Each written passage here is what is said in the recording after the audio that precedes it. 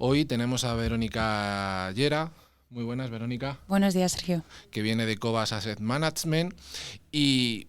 dentro de este panorama, Verónica, como estaba diciendo yo, hablamos de materias primas. Vosotros, que ya lo hemos hablado aquí en alguna otra ocasión, estáis muy posicionados en el sector del petróleo, del crudo. Entiendo que quizás también un poco, seguramente, alguna de las compañías tocará algo también de gas. Total. ¿Cómo vivís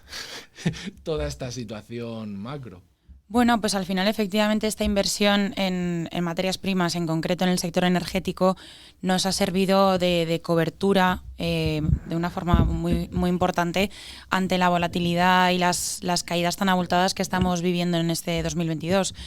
Pero nosotros no estamos invertidos en el sector energético por este riesgo geopolítico que lógicamente es una segunda derivada que ha favorecido la evolución de todo lo relacionado con la energía, pero nuestra inversión en el sector energético viene más por un tema del ciclo de capital y al final por un planteamiento de una transición energética bajo nuestro punto de vista pues muy ambicioso, podríamos decir, ¿no? Porque al final que tengamos que llegar a esa transición energética es una realidad, pero la realidad también es que el consumo de energía que tenemos hoy en día los países, tanto desarrollados como por supuesto no desarrollados, pues no se puede suplir con energías renovables. Dependemos todavía muchísimo de las energías fósiles y inicialmente nuestra inversión se creó por esta falta de capacidad que hay en el sector y que ahora mismo se ha hecho mucho más evidente efectivamente con este impacto de la guerra de Ucrania y la falta de suministro que se está viendo a nivel global, no solo aparte, lógicamente, por esta falta de inversión que estoy diciendo, sino pues por todas las limitaciones que hay de suministro, ya sea por sanciones o por efectivamente lo que tú comentabas de no querer depender de terceros para tener energía propia. En este sentido, si no he leído mal esta mañana, la OPEP ya ha salido que va a rebajar la producción de barriles. Entiendo que de todas formas Rusia y lo que yo creo que es el suministro global tampoco se está viendo del todo afectado, porque Rusia, aunque tiene esas sanciones, está vendiendo a China, está vendiendo a la India. Lo que está haciendo es que Europa pase a tener como proveedor único Estados Unidos, que es el gran beneficiado al final. Sí, efectivamente la producción rusa no está disminuyendo y simplemente está trasladando la venta a otros países y efectivamente muy sesgado al continente asiático, pero independientemente de eso, al final la falta de suministro yo creo que es la esencia y la base del problema ahora mismo, y se está viendo, por ejemplo, Estados Unidos efectivamente ahora mismo es exportador nato de tanto de petróleo como de gas, sobre todo de gas, porque tiene muchísimas más reservas y se está beneficiando de esta situación en detrimento, bueno, no en detrimento, pero efectivamente los países más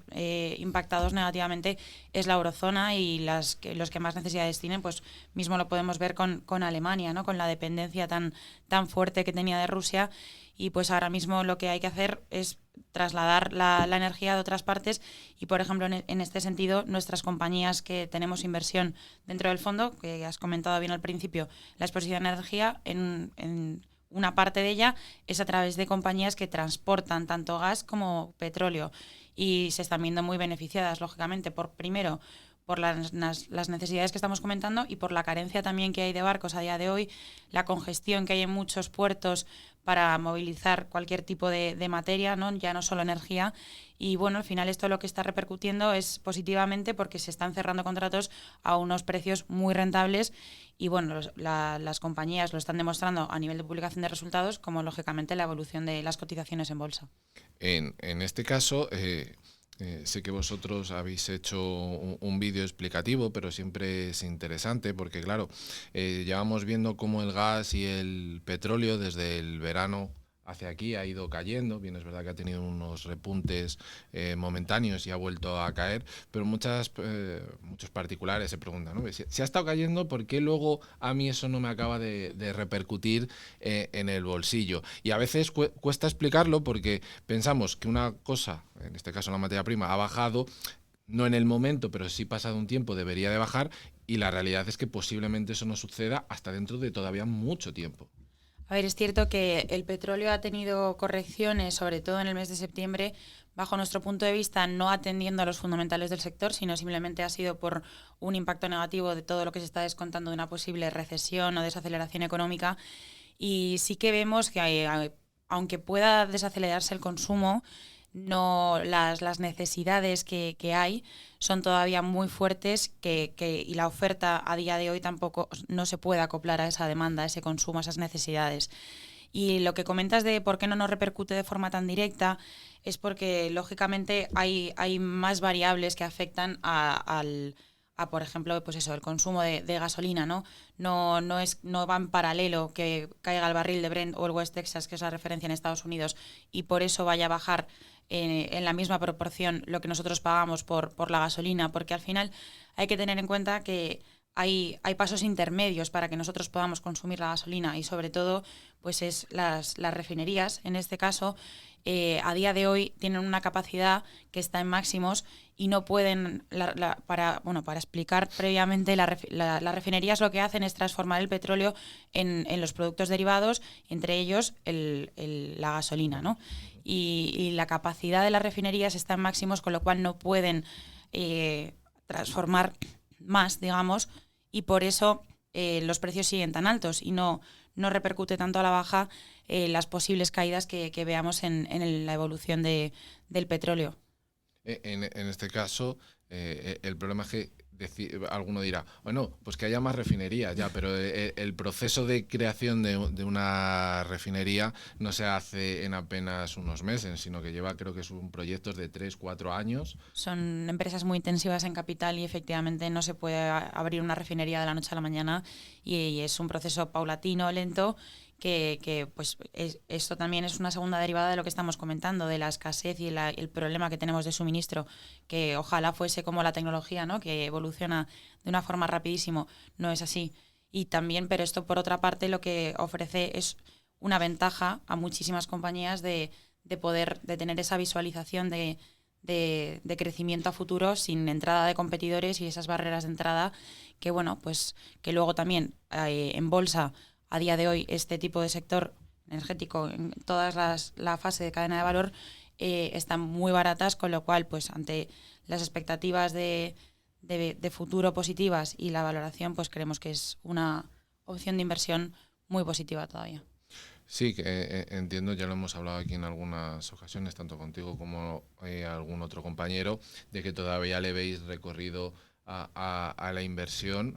No le ponemos, entiendo, qué límite de tiempo, porque las circunstancias llevan a ello y todo lo que está girando, pero bien es verdad que vosotros, creo que en una de las entrevistas estimasteis que durante los últimos 10 años no se habían hecho las inversiones necesarias, con lo cual recuperar ahora prácticamente en 5 años quizás todo ese terreno perdido va a costar, porque además estas empresas, acceder a la financiación a día de hoy a los tipos de interés que van a estar, no hablo ya ni siquiera de los de ahora, sino a los que van a estar, y que luego como son mal vistas bueno, esto ya lo incluyo yo, ¿no?, la Agenda 2030, etcétera, que se ha metido mucha caña a este tipo de sectores, de compañías, tipo de costes altos, mal vistas por los bancos, quizás forzados por esta situación, no es muy apetecible para que estas compañías empiecen a invertir buscando, entiendo que mejores beneficios a largo plazo cuando se está yendo un poquito contra ellas. A ver, efectivamente se les ha puesto un freno porque toda la financiación se ha destinado a otra serie de energías, de sectores, pero ahora mismo estamos viendo cómo muchísimas economías están reactivando la inversión en energías más contaminantes por esa necesidad de suministro. Y aparte de toda la no inversión, que efectivamente, como estamos comentando, no se reactiva ni se produce tan fácilmente de la noche a la mañana, se necesitan años para poder tener unos niveles de producción más altos. Hay otra variable, que es la tasa de declino, que es la producción que se pierde simplemente por un efecto natural por el paso de los años de los pozos, ¿no?, que no siempre producen con la misma intensidad y siempre se pierde una proporción anual que es en torno al 4%. Entonces, eso sumado a la falta de inversión que ha habido, lógicamente pues ha dejado una carencia a nivel energético muy fuerte teniendo en cuenta las necesidades y lo que todavía dependemos de las energías fósiles, que el consumo energético depende en torno a un 80% aún de las energías fósiles, con lo cual, pues efectivamente habrá que plantear las cosas de otra manera, pero insisto en que esto lo que presenta es un futuro muy positivo para todo este tipo de compañías, porque no, por mucho que se haya intentado defender que se puede depender de otras energías, que no hay que olvidarlas tampoco, pero va a haber que poner el foco en este tipo de empresas. Sí, porque como tú decías, se ha tenido que recurrir a la madera, al carbón, al biodiesel, etcétera, otras alternativas para cubrir un poquito ese déficit. Hemos hablado un poquito del sector energético, pero desde Cobas, ¿cómo veis, a raíz sobre todo del IPC que salió el jueves pasado en Estados Unidos, que bueno, vino a alterar quizás Sí. el ecosistema un poquito, para muchos inversores quizás, o muchos inversores lo esperaban? Si vemos un gráfico de cualquier índice, y se ve esa gran subida, ¿no?, que llevamos desde el 2008, luego la caída de la pandemia y luego ese retorno a movimientos alcistas, y desde entonces, desde principios de año, esa caída. Ahora estamos viendo otra vez ese repunte que es tendencial. Sé que vosotros la parte de técnica la dejáis bastante a un lado, pero bueno, si se ve un gráfico, sobre todo de cara un poco a los oyentes, para que lo entiendan, esa subida que veníamos, que nos hablaban incluso de un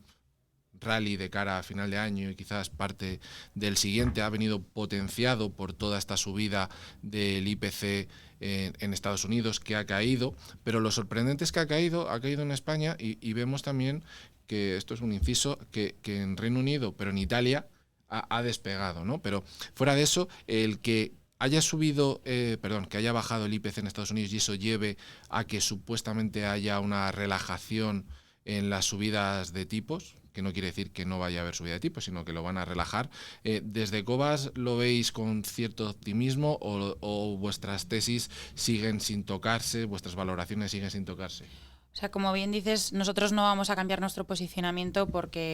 cómo vaya a ser el devenir de las políticas monetarias. Y efectivamente, el dato de IPC que se publicó el jueves pasado en Estados Unidos se celebró con muchísimo optimismo en bolsa. De hecho, fue una de las mejores jornadas bursátiles desde abril de 2020, especialmente en Estados Unidos. Y simplemente fue un dato que quedó por debajo de las expectativas. Y es verdad que el dato anterior también supuso una bajada, pero creemos que es muy prematuro anticipar que esto vaya a suponer una relajación en términos de políticas monetarias.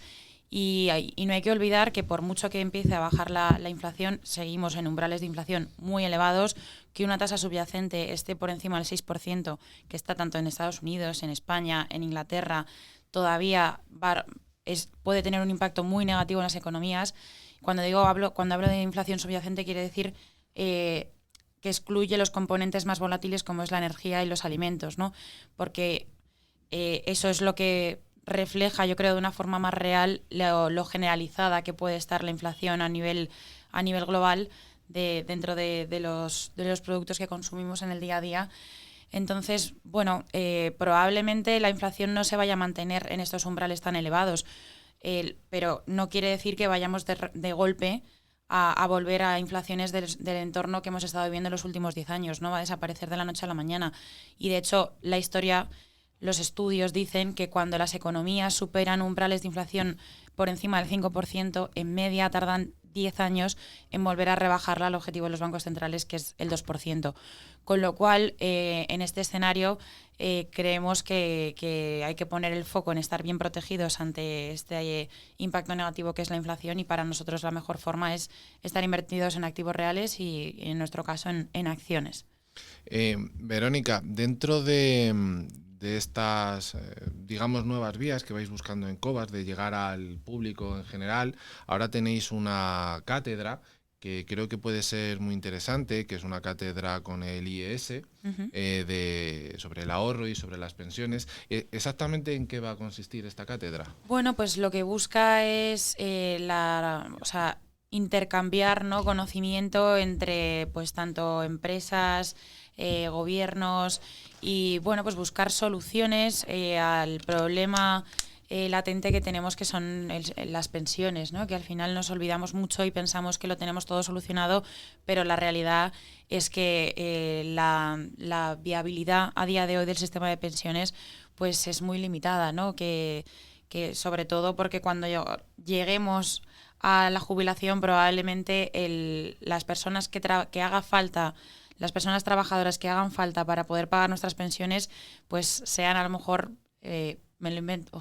por poner una estimación, a lo mejor necesitamos 3 o 4 trabajadores para pagar una pensión, ¿no? Con lo cual, bueno, pues lo que busca es poner el foco en encontrar y fomentar un sistema mixto que fomente tanto la seguridad pública como el ahorro privado, ¿no? A raíz de o a través de planes de empleo o planes de pensiones. En este caso, a través de la cátedra van a salir estudios de cara a que puedan ser divulgativos, o son para temas solamente específicos. No, sí se fomenta el que se pueda llegar a publicar efectivamente algún tipo de estudio, porque bueno, por intentar aclarar o defender que tendríamos que ir encaminados en esa vía y no solo depender de un sistema público de pensiones que probablemente más que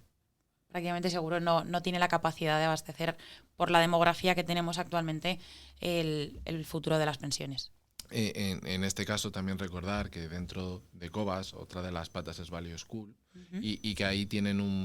hicisteis, creo que fue el año pasado, a principios de un vídeo sobre pensiones con Huerta de Soto y demás, sí, hablando, donde os aconsejo que lo podáis ver porque os va a proporcionar en cierta forma mucha información de la que ha dicho Verónica, ¿no? El problema de que ahora hay, creo que son tres y algo personas para pagar una pensión, pero es que de cara a ese 2050 venían ya a estimar que íbamos a estar en 2. Claro, con eso no vamos a llegar, con lo cual tendrán que de alguna forma ver cómo, sobre todo a toda la juventud, ¿no? la encaminan hacia el trabajo, de alguna forma, no sé cómo lo harán, si subvencionados o no subvencionados, esperemos que no nos convirtamos en una Argentina, para así poder pagar esas pensiones. Exactamente, Cobas tiene, para que lo sepan los oyentes, el plan de pensiones tradicional, y luego tiene sobre todo el plan de empresa para incentivar esta cuestión. Aquí lo hemos comentado, pero como ya ha pasado un tiempo, ¿habéis notado que a lo largo de todo este tiempo la parte de la empresa está preocupándose por esa circunstancia, o que todavía hay que educarles un poquito para hacerles ver los beneficios que tiene de cara al trabajador? Así es, Sergio, menos de lo que nos gustaría. Sí que se está viendo más interés por parte de determinados sectores corporativos, pero todavía el porcentaje de empresas que cuentan con planes de empleo son muy limitados y muy sesgado a multinacionales, y al final el tejido empresarial de este país se compone de todo lo contrario, pequeñas y medianas empresas, y probablemente sea por desconocimiento, ¿no? Y a día de hoy, por la regulación que está implementando el gobierno más a favor de los planes de empleo, porque ya los planes de pensiones se puede aportar muy poquito, pues creo que efectivamente es una vía primero de ahorro y de cuidar también al empleado que tiene un espacio para crecer y de expansión enorme. Y nosotros además en este sentido, aparte del plan de empleo y facilitar, poner el vehículo de ahorro, también ponemos a disposición una formación a las empresas a través también de una colaboración con Value School de, pues entender ya no solo de contar el producto en sí, sino entender cómo ahorrar, el porqué y dar importancia a todo esto que mucha gente pues no por desconocimiento probablemente no tiene tanto en cuenta. En esa parte coincidimos, no queriendo, porque lo que voy a decir entiendo que tú, Verónica, no lo sabes, y en Cobas no lo saben. Es decir, yo como planificador financiero también soy educador financiero, y tenemos la parte esta de ir a las empresas a poder dar conferencias o charlas para los empleados, para que entiendan la importancia de planificar y luego, como muy bien tú dices, la de ahorrar de cara una parte para tener esa jubilación. Y cuesta cuando llegas a la persona de recursos humanos, se lo comentas, te dice los beneficios, pero hay reticencia. O sea, es como si tuvieran miedo, no sé si os pasa a vosotros en Cobas, a que les vas a despertar algo en ellos y que de pronto se te van a ir todos los trabajadores o algo. Y creo que no tiene nada que ver, porque además hay estudios donde se demuestra que si la empresa, vamos a decir entre comillas, ayuda con una charla de educación financiera a que sus trabajadores ahorren, el potencial que luego recibe la empresa por productividad, etcétera, es mucho mayor porque están más tranquilos, primero porque ven que su empresa se preocupa por ellos. Y si luego además contratan los productos, pues por ejemplo los de Cobas, de los planes de empresa, lo potencia aún más porque tienes más contento al trabajador. Totalmente de acuerdo. Y igual que que a nadie le sorprende ir a una empresa y que te ofrezcan un seguro sanitario,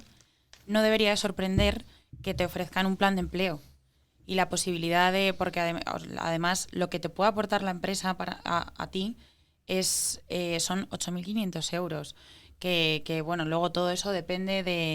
de lo que se acuerde en el contrato que adhiera al plan de empleo, pero es un beneficio para el trabajador y para poner a trabajar sus ahorros y efectivamente, en definitiva, el poder tenerle más contento, aunque suene muy simple, que la gente no valora y la verdad que es una pena, porque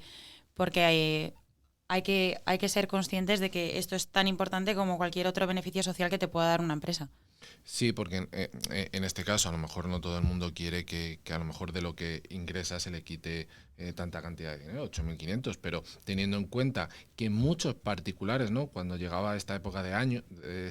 año, sobre todo, bueno, más bien en este caso desde la parte de las aseguradoras, más que de las gestoras o las sociedades de valores, hacían muchos anuncios, muchas campañas en todos los medios para, oye, un plan de pensiones, que tenemos estos planes de pensiones, aprovecha esta última recta final del año para hacer aportaciones de cara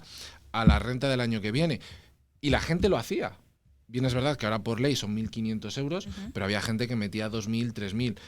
Vale, no vamos a la empresa que, oye... Sí, fue 8.000. Que sea los 8.000, pero sí, oye, si yo antes en particular lo hacía con 3.000 euros, de la empresa es lo mismo. Es lo mismo, exactamente igual. Lo que pasa es que la gente, yo creo que esta figura no la tiene familiarizada, pero bueno, aunque solo sea por parte del gobierno, que están intentando fomentar mucho el expandir este vehículo, pues probablemente poco a poco nos iremos familiarizando más y habrá más aceptación y sí esperamos que tenga buena acogida y por eso bueno pues vimos esta necesidad cuando se hizo esta limitación a las aportaciones de los planes de pensiones y estamos pues intentando abarcar y crecer en esa vía. Sí, porque yo aquí una recomendación que hago siempre es, si ya tienes un plan de pensiones, aunque hayan bajado ese incentivo fiscal, si te está yendo bien con ese plan de pensiones no tienes por qué salirte. Es decir, lo puedes seguir manteniendo porque bien es verdad que ha bajado la ventaja fiscal, pero luego de cara al día de mañana, pues si lo recuperas a través de la renta, pues bueno, tienes ahí otro beneficio, vamos a decir, fiscal que también te favorece. Lo digo porque a mí me ha pasado con clientes. No, es que voy a sacar de repente el plan de pensiones y dices, espérate. A ver, si lo puedes, lo vas a sacar, vale, vas a tener una ganancia, etcétera, pero tampoco es cuestión de que lo saques porque sí, tienes aquí ya un dinero acumulado, etcétera. Oye, lo tienes para el día de mañana. Si te parece, para ir terminando, habéis hecho ahora un webinario hablando sobre inversiones asiáticas y no lo hemos hablado aquí y entiendo que de las últimas inversiones que quizás habéis hecho, habéis adquirido empresas en Asia y en qué sectores. ¿Es fácil invertir en Asia o hay que tener cierto conocimiento importante? No es tan fácil, efectivamente. Nosotros en ese sentido tenemos la suerte de contar con uno de nuestros compañeros del equipo de inversión que está basado ahí en Shanghái y tiene acceso, pues aparte de poder estudiar las tendencias de los negocios, de las tesis de inversión que tenemos también en Europa y en Estados Unidos, pero acceder a la información de una manera mucho más sencilla para él, porque muchísimas compañías, de hecho, no publican ni en inglés, ¿no? Entonces, el acceso a la información y a conocer las tendencias y cómo funcionan ahí los negocios no es tan accesible. Ya no hablo a nivel inversor particular, sino en general, ¿no? Y creemos que sí que aporta una diversificación muy grande a nuestras carteras y de hecho en general desde que hemos lanzado los fondos toda esta parte asiática ha tenido un comportamiento muy defensivo porque son compañías, al menos las que tenemos nosotros en cartera,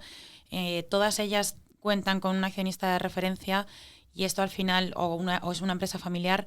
Esto va muy ligado a un balance muy cauteloso, digamos, conservador, priorizando la solidez financiera, tener unas rentabilidades muy fuertes de los negocios y no todo, o sea, cada una no comparten actividad, digamos, pero sí que tienen este punto en común todas ellas. Y la verdad que tanto por la rentabilidad de los negocios como las valoraciones que presentan a día de hoy, que son muy atractivas, en concreto la parte asiática tiene un potencial del 230%. Estamos hablando que es un 10, un 15% de las carteras, dependiendo del fondo, pero vamos, que vemos una posibilidad de rentabilidad muy buena. Pues esta última parte me la voy a reservar para hablarla también en otro momento y ampliar, porque